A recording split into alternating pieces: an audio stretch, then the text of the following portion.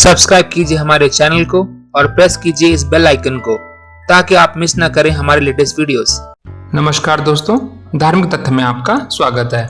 दोस्तों, ये तो सभी जानते हैं कि हिंदू धर्म के अनुसार एक पत्नी का एक से ज्यादा पति होना गलत है, लेकिन फिर भी ये प्राचीन काल में संभव हुआ, जो लोगों को हैरत में डालने के लिए काफी था। महाभारत की द्रौपदी किसी परिचय की मोहताज नहीं है। आज हम इस वीडियो में आपको बताएंगे द्रौपदी का जन्म कैसे हुआ, उनका विवाह पांचों पांडवों से कैसे हुआ और उन्होंने अपने पांचों पतियों के साथ पत्नी धर्म कैसे निभाया। तो आइए जानते हैं। द्रौपदी राजा द्रुपद के हवन कुंड से तब जन्मी जब राजा द्रुपद द्रोणाचार्य के वध के लिए पुत्र प्राप्ति का यज्ञ कर रहे थे। उस यज्ञ के हवन कुंड की अग्नि से एक पुत्र तो जन्मा ही, साथ ही द्रौपदी का भी जन्म हुआ। द्रौपदी के स्वयंवर के बारे में तो हर कोई जानता होगा। द्रौपदी के पिता ने उनकी शादी के लिए एक स्वयंवर का आयोजन किया था, जिसमें गोल गोल घूमती मछली की आंख भेजनी थी और शर्त रखी गई थी कि जो भी मछली की आंख में तीर मारेगा वो ही द्रौपदी से शादी रचाएगा। जिसके बाद बड़े बड़े राजाओं के पुत्रों ने ये काम करने की कोशिश की, लेकिन कोई भी सफल नहीं हो पाया। तब अर्जुन ने स्वयंवर की शर्त को पूरा किया और द्रौपदी को अपनी पत्नी बना लिया। जिस समय द्रौपदी का स्वयंवर हुआ, उस समय पांचों पांडव अपनी मां कुंती के साथ अपनी पहचान छिपाकर ब्राह्मण वेश में रहा करते थे और भिक्षा मांगकर अपनी जीविका चलाते थे। पांडव जितनी भी भिक्षा मांगकर लाते थे, उसे अपनी मां कुंती के सामने रख दिया करते थे और मां कुंती भिक्षा को पांचों भाइयों में बराबर बांट दिया करती थी। लेकिन जब अर्जुन द्रौपदी को लेकर घर आए तो उन्होंने दरवाजे से ही मां कुंती से कहा कि देखो मां, आज हम लोग आपके लिए क्या लाए हैं। माता कुंती घर के कामों में इतनी ज्यादा व्यस्त थी कि उन्होंने अर्जुन की ओर आंख उठाकर भी नहीं देखा और पांचों भाइयों को आपस में बांटने को कह दिया। वे पांचों भाई मां के हर आदेश का पालन करना अपना धर्म समझते थे।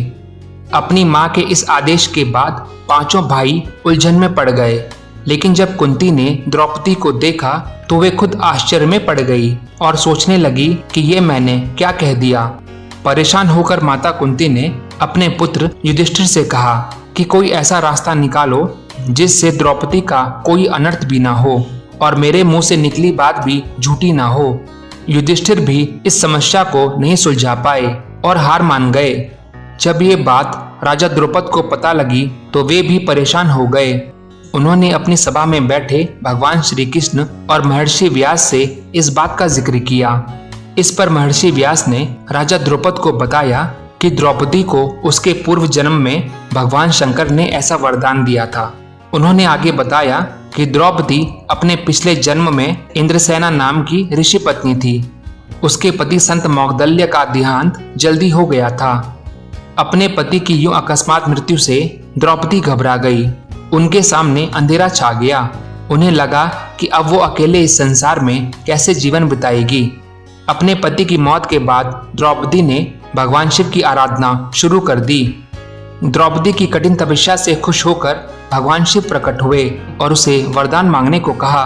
द्रौपदी बोली, महादेव, मैं एक न्यायप्रिय पति, एक शक्तिशाली पति, एक बहादुर पति, एक बुद्धिमान पति और एक सुंदर पति चाहती हूँ।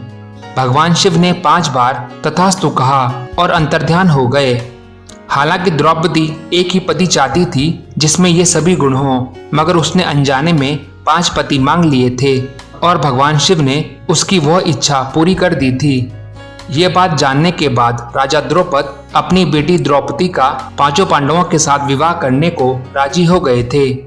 इसके बाद सबसे पहले द्रौपदी का विवाह युधिष्ठिर के साथ किया गया और उस रात द्रौपदी ने युधिष्ठिर के साथ ही कक्ष में अपना पत्नी धर्म निभाया। अगले दिन द्रौपदी का विवाह भीम के साथ हुआ और उस रात द्रौपदी ने भीम के साथ अपना पत्नी धर्म निभाया। इस तरह अगले दिन अर्जुन, नकुल और फिर सहदेव के साथ द्रौपदी का विवाह हुआ और इन तीनों के साथ में द्रौपदी ने हर एक दिन अपना पत्नी धर्म निभाया। दोस्तों, सोचने वाली बात यह है कि एक पति के साथ पत्नी धर्म निभाने के बाद द्रौपदी ने अपने दूसरे पतियों के साथ अपना पत्नी धर्म कैसे निभाया होगा। इसके पीछे भी भगवान शिव का ही वरदान था। जब भगवान शिव ने द्रौपदी को 5 पति प्राप्त होने का वरदान दिया था तब भगवान शिव ये भी जानते थे कि एक पति के साथ पत्नी धर्म निभाने के बाद बाकी पतियों के साथ ये धर्म निभाना असंभव है। इसलिए उन्होंने द्रौपदी को ये वरदान भी दिया था कि वे रोजाना कन्या भाव यानी कौमार्य को प्राप्त कर लेगी। द्रौपदी अपने 5 पतियों को कन्या भाव में ही प्राप्त हुई थी। जब द्रौपदी को पुत्र की लालसा हुई तब भगवान श्री कृष्ण ने यह सुझाव दिया कि हर साल वे किसी एक ही पांडव के साथ समय व्यतीत करे। साथ ही जिस समय वे अपने कक्ष में किसी एक पांडव के साथ हो उस समय उनके कक्ष में कोई और पांडव प्रवेश ना करे। तो दोस्तों इस वीडियो में इतना ही। अगर आपको ये वीडियो अच्छा लगा हो तो इसे लाइक करें, शेयर करें एंड प्लीज सब्सक्राइब करना ना भूलें। धन्यवाद।